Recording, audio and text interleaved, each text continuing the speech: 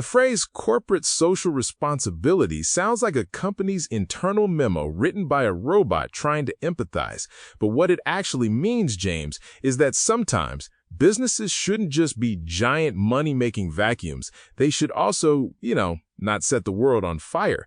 Apparently, that's a wild concept for some, right? It's like asking your cat to not knock over the glass of water. They could, in theory, just not. But the instinct to chaos is strong, and for years, CSR meant companies would just throw a few bucks at a local school and call it a day. Look, we're building a hospital. Never mind the smokestacks behind it. Exactly. It's like, I donated to a GoFundMe for a friend's ferret, so now I can park in the fire lane all week. My social responsibility is fulfilled. Thank you very much. The bar for corporate goodness was so low, it was practically a trip hazard for ants. A trip hazard for ants. I love that. And people bought it. We were all like, oh, Pepsi sponsored a local football tournament. They must be good guys. Meanwhile, PepsiCo is sucking the last drops of potable water from a rural village. But hey, youth soccer, right? Youth soccer, my heart swells. But the reality is, modern CSR, what we're talking about today, it's not just about tossing a few spare change coins into the charity jar. It's about fundamentally reshaping how you do business, which frankly sounds exhausting for a corporation. They barely want to pay taxes, let alone be a good neighbor. Oh, it's totally exhausting, because the core question here is, what is a business's responsibility to society? And you get these two wildly different answers. One side says, profits, jobs, taxes, that's it. Our only job is to be a giant capitalist cash register. Just make the numbers go up. The spreadsheet is our god, and anything else is a distraction, a frivolous expense, a pink fluffy hat on the head of pure, unadulterated economic efficiency. Right. And then the other side is like, no, you should actively solve all social and environmental problems. Be a benevolent overlord. And the truth, as always, is probably somewhere in the squishy middle, like a half-melted ice cream sandwich of good intentions and profit motives. A squishy middle, that's where all the best business decisions are made. So the actual definition of CSR, the adult version, is that businesses should consider their social, environmental, and economic impacts while they're, doing business. It's not about abandoning profit, James. It's about earning profits in a way that doesn't make Mother Earth weep.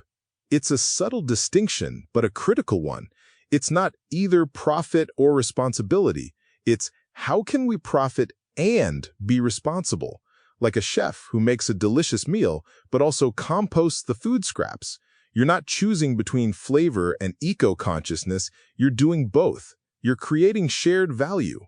Creating shared value. It sounds like a LinkedIn post by someone who just read a self-help book about synergy.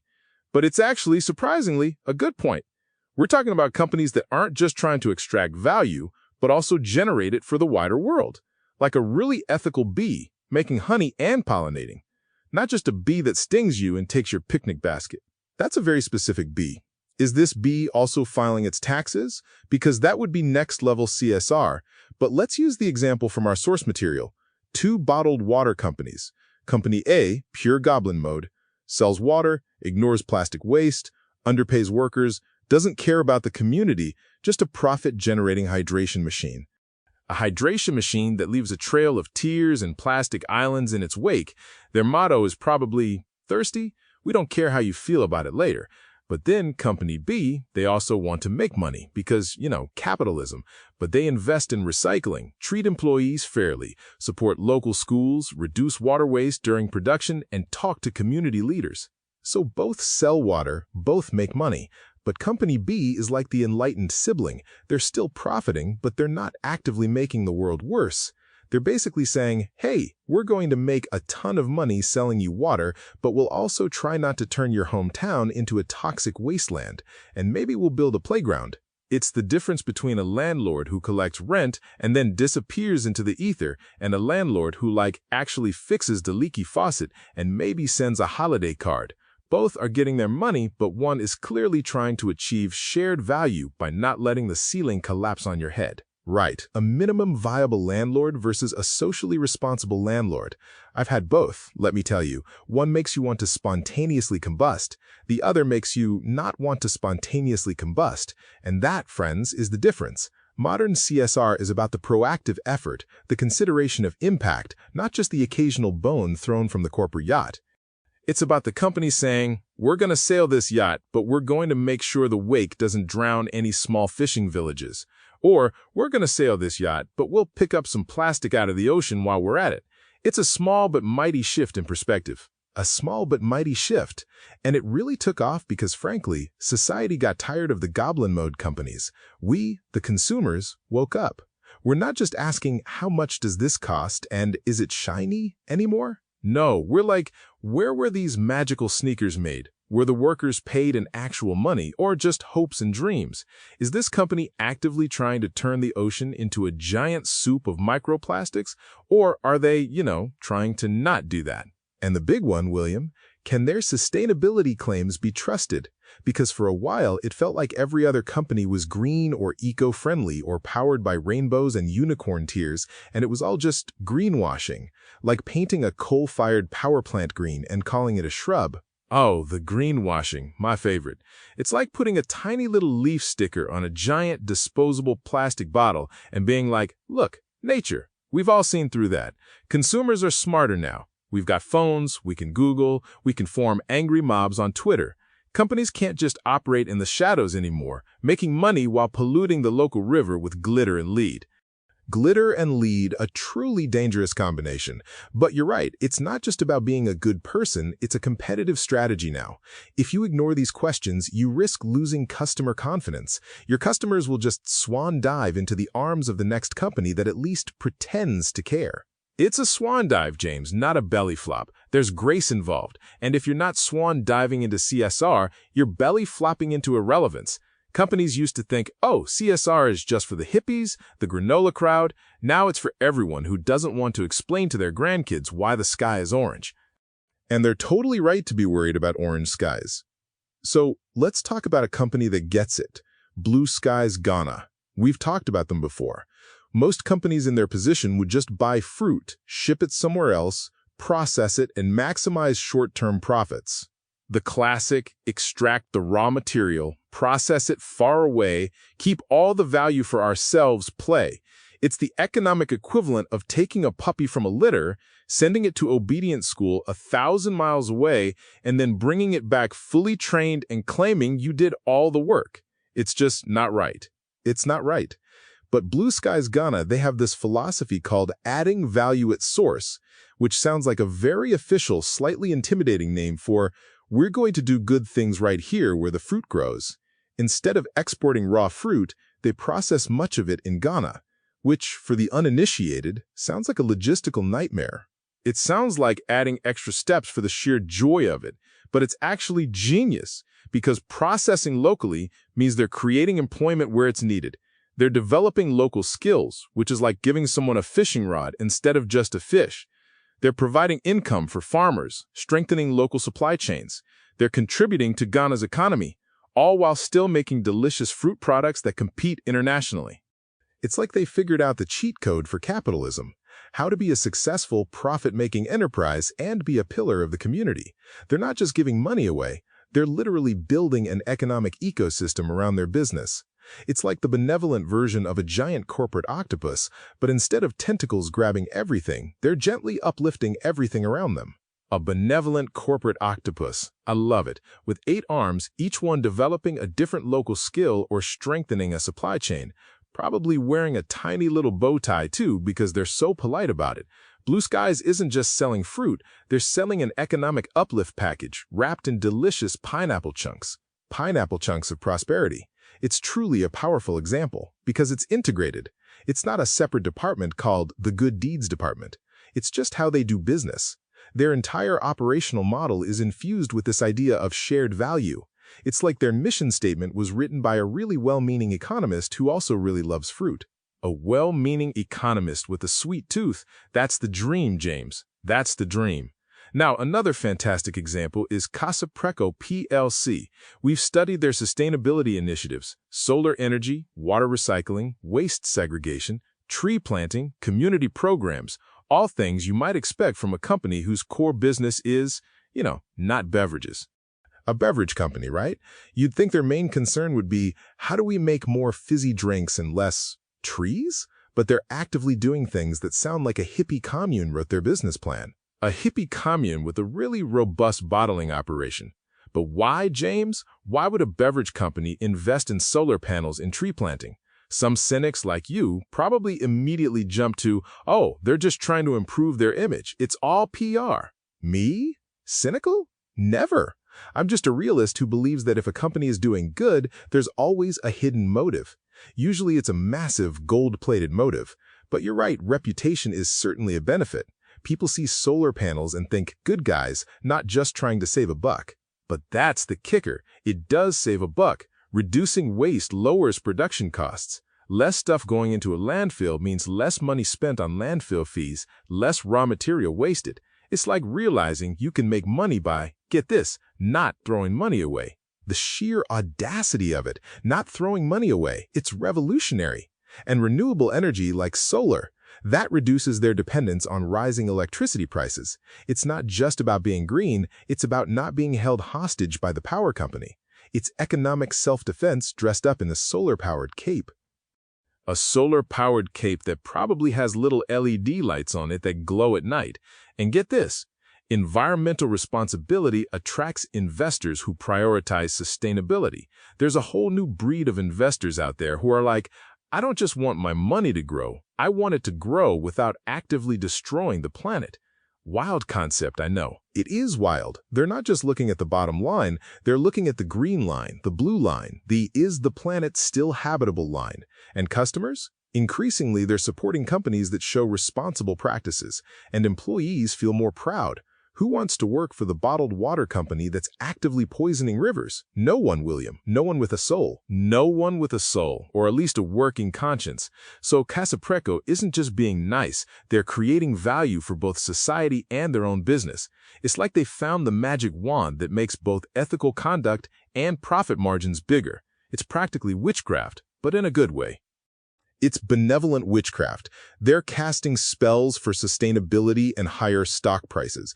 And this brings us to that massive misconception that CSR is expensive. And yes, some things require an initial investment, like buying a really fancy, eco-friendly broomstick for your witchcraft. Oh, absolutely. You don't just get a solar-powered cape for free, James, but many responsible practices actually improve long-term financial performance. It's like buying good running shoes. They cost more upfront, but your knees won't explode after a month, saving you thousands in physio later. It's an investment. Exactly. Let's take energy efficiency. Company replaces old, flickering, energy-guzzling lights with sleek LED, energy-efficient systems. Initially, cha-ching, money out the door. But then, over time, electricity bills plummet, operating costs fall, carbon emissions are reduced, the environment benefits, the business saves money. It's a win-win-win-win situation. A win-win-win-win. It's the quadruple crown of business decisions. It's doing the responsible thing, which also happens to be the smart business thing. It's like finding out that eating your vegetables actually makes you stronger, and bonus, they taste like pizza. It's almost too good to be true, but it's not. No, it's absolutely true. And the same principle applies to employee well-being. Imagine two companies. Company A pays low wages, ignores employee development, provides working conditions that resemble a Dickensian nightmare.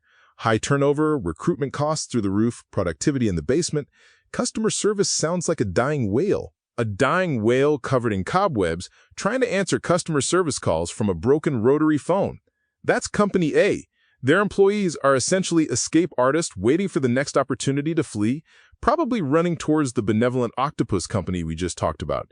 Their training budget is figure it out, and their benefits package is hope and dreams. Absolutely. Then Company B, they invest in employee training, fair compensation, workplace safety that doesn't require a hazmat suit, career development. What happens? Employees stay. Their skills improve. Productivity skyrockets. Customer service is suddenly delightful. They're like, welcome. How can I help you today, sunshine? Sunshine. I want to work for Company B. Even though Company B spends more initially, they benefit financially over the long term. It's like investing in a really good mattress, James.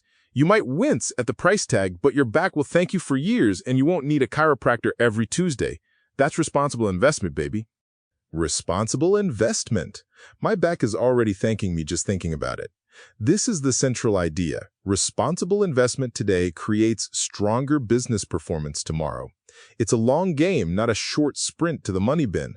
And companies that don't get that are basically running their business like someone who thinks a marathon is just a series of really fast sprints. They're going to burn out. They're going to pull a hamstring, metaphorically speaking, and then their business is going to hobble along, losing customers and employees like a trail of breadcrumbs, leading to its inevitable demise. So think about it, James. You're a supermarket owner in Ghana, expanding rapidly, got extra funds. You can only choose one investment. Oh, the pressure. My heart is pounding. Just one investment. Do I build another branch because more branches mean more money? Or do I install solar panels to cut energy costs? Or scholarship program for local students? Or improve employee salaries and training? Or invest in reducing plastic waste? See? No single correct answer. It's not a choose-your-own-adventure book where there's only one happy ending. A responsible leader has to weigh all these options, see how they affect different stakeholders, and consider the long-term strategy. It's not just throwing darts at a CSR board blindfolded. No, it's not blindfolded darts. It's more like a really intense, multi-dimensional chess game where the pieces are employees, customers, the environment, and your future profits. And you have to consider all the moves. Good CSR isn't random spending. It's thoughtful, strategic, almost annoyingly intelligent decision-making that balances objectives with responsibility. Annoyingly intelligent decision-making. That's a phrase I need to put on a t-shirt because it means you can't just say, oh, I'll donate a bunch of money to a ferret rescue charity this year and call it good. No, James, that's philanthropy. And while valuable, it's not the whole picture. Right. Philanthropy is just donating money, goods, or services to support charitable causes. Disaster relief, scholarships, hospital donations, all good things. They help communities. They improve lives. Like giving a hungry person a fish, it's great for that moment, but it's not CSR. It's not CSR because it's like saying, I'm a great person because I occasionally buy my neighbor a coffee, but I also regularly steal their mail and occasionally run over their petunias. The coffee is nice, but it doesn't negate the mail theft and the petunia destruction. Exactly. Imagine a company donating millions to build schools, a truly noble act, while simultaneously polluting nearby rivers and exploiting its workers. Would we, in our right minds, describe that company as socially responsible? No, we would describe them as diabolical philanthropists, like a supervillain who builds a library before destroying the city. A supervillain with a heart of gold and hands of sludge, because CSR, the real deal, examines the entire way a business operates. Charitable giving cannot compensate for irresponsible business practices. You can't just buy your way out of being a bad corporate citizen. It's not a get-out-of-jail-free card. It's a reevaluate your entire life choices card. It's a very long, very detailed reevaluate your entire life choices card. And this is why experts say CSR should be integrated into daily business operations, not just some occasional PR stunt you pull out when you need a good headline. It should be baked into the corporate cake. Baked into the corporate cake, and not just a tiny decorative cherry on top. We're talking flour, sugar, the entire egg, all mixed together. Responsible businesses are asking themselves every single day, not just during their annual do-good week, how do we treat our employees like actual humans or just cogs in the machine? How do we source our raw materials? Are we getting them from a sustainable, ethical supplier or from a shady guy in a back alley who whispers about illegal deforestation?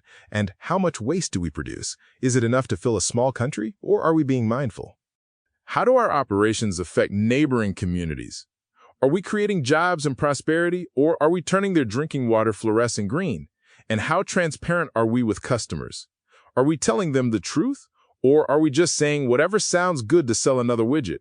And the ultimate question, are we creating long-term value for society, or just short-term profits for our shareholders while leaving a mess for everyone else?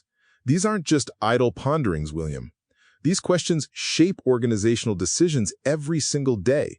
It's like having a tiny ethical angel perched on your CEO's shoulder at all times, whispering hard truths. A tiny ethical angel, probably wearing a tiny solar-powered cape, whispering, think about the long-term, Brenda. Think about the future generations. As future managers, we need to develop this mindset. CSR isn't a department you visit, like IT when your computer freezes. It's not a marketing campaign you launch for a month. It's not even an annual donation. It's not. It's a way of thinking about how businesses interact with society through every single decision. It's a philosophy, a culture. It's like realizing that breathing is not an occasional activity, but something you do constantly. You don't just do CSR on Tuesdays. You are CSR. You are CSR. I am CSR. We are all CSR. And when it becomes part of an organization's culture, responsibility stops being an occasional activity, a chore, and becomes part of everyday business operations. It's like brushing your teeth. You don't do dental hygiene once a year. You do it daily, hopefully. Hopefully, I am making a lot of assumptions about our listeners' dental hygiene, but yes, it's that embedded. That's when businesses start creating lasting value, not just for shareholders because, sure, they like money, but also for employees, customers, suppliers, communities, governments, and yes, James, even future generations. Future generations, the ones who will inherit our glorious, well-managed planet thanks to all these CSR-conscious corporations. We've talked about so much today, James, from the Goblin Mode bottled water company to the benevolent corporate octopus. We covered how CSR isn't just charity, it's a strategic move, like a really smart chess player planning 10 moves ahead. Right, not just a random donation to a ferret sanctuary, but a full-scale integration of ethical principles into the very fabric of the business. We touched on Blue Sky's Ghana, proving you can add value at source and not just extract like a greedy vampire. And Casa Preco, showing how solar panels and trees are actually good for the bottom line, not just for PR points. And how CSR isn't expensive, James. It's an investment, like my fancy mattress. My back thanks me, my wallet thanks me. It's just smart business, not some fuzzy, feel-good extra. We even debated my future supermarket empire in Ghana and the tough choices a responsible leader has to make. You almost chose the ferret sanctuary. I could see it in your eyes, but you pulled back. And we hammered home that philanthropy alone isn't enough. You can't just build a school and then poison a river. It's about the whole operation, the entire corporate cake, not just the cherry on top. And that CSR is a mindset, a culture, a way of life.